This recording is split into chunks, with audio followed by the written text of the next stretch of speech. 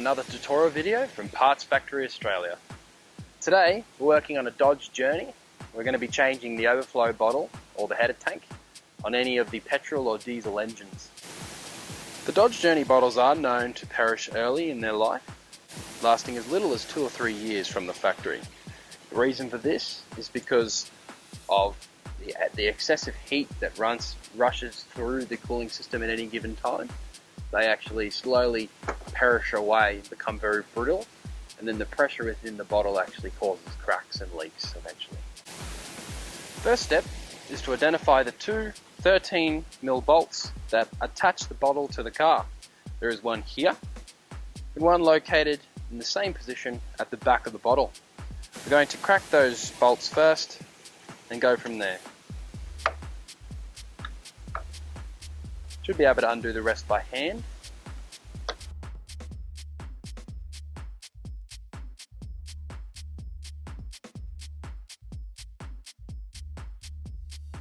Right, once you've removed your two main bolts, 13mm bolts, it's time to then pull the top radiator hose off the bottle.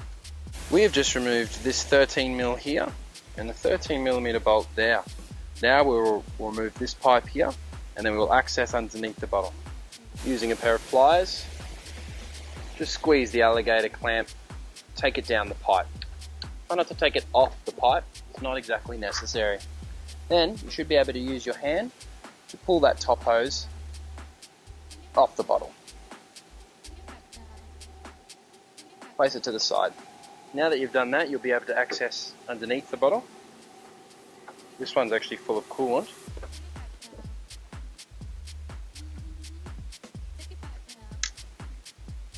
Now access the bottom alligator clamp.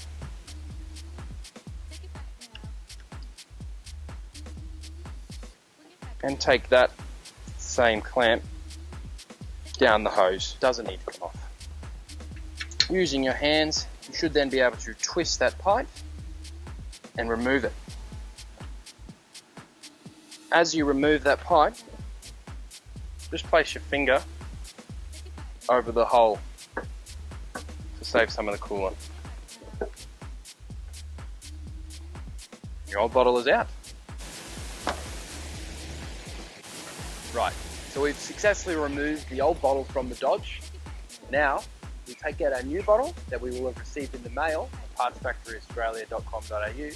We'll compare it to that of the old bottle, making sure that each particular part of the bottle are the same. It's important we do this so that we don't get halfway through the installation procedure and realise that the part that we've received in the mail is incorrect. Also note that the minute that this bottle is fitted and filled with coolant, you wouldn't then be able to return it. This is why it's crucial to make sure that it's the correct part from the get-go. Let's have a look at the bottom of the unit. You can see the same setup here with this spout down, pipe out. We have the same setup here, but ours actually has a metal inserted tube for extra strength, same as the top just here. Radiator cap's in the same position.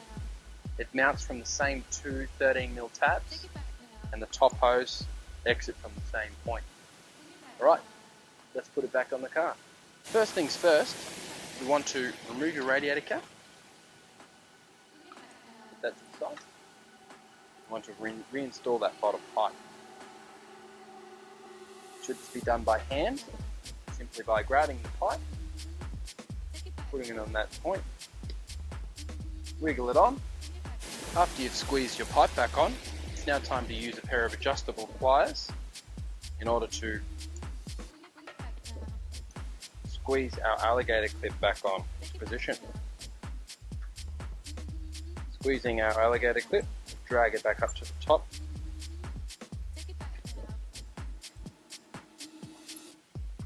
Pressing down firmly.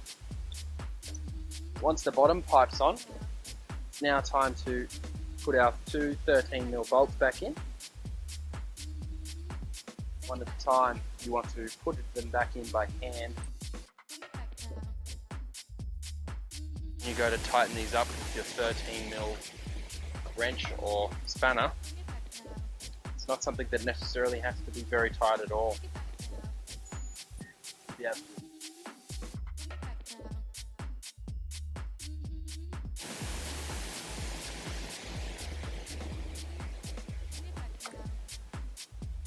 finish it with a little bit of pressure.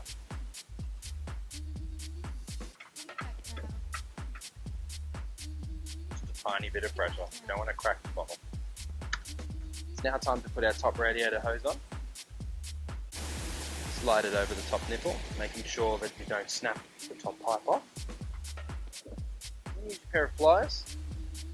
Drag that alligator clamp back over the top for a second time. It's important to remember that the alligator clamp should go on straight. If it was to go on sideways, crooked, it could spring a leak in the future. The overflow bottle has now been installed. We put our two 13mm bolts there, and one at the back there. We put our top radiator hose on there, and our bottom radiator hose on the bottom there. We'll fill this unit up with coolant. We'll place our cap back on. Now, if you're wondering how much coolant to place back into your cooling system, be sure to jump on into your glove box, access your user manual for the car.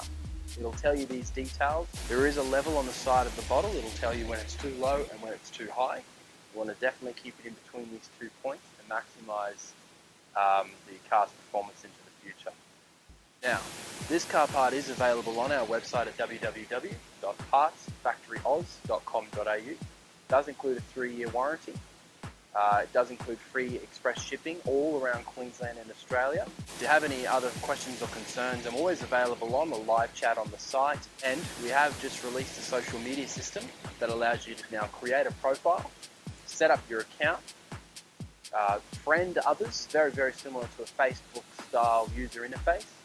And you can actually talk between each other, discuss different problems and solutions to cars and cars you've had in the past or cars you're thinking about getting.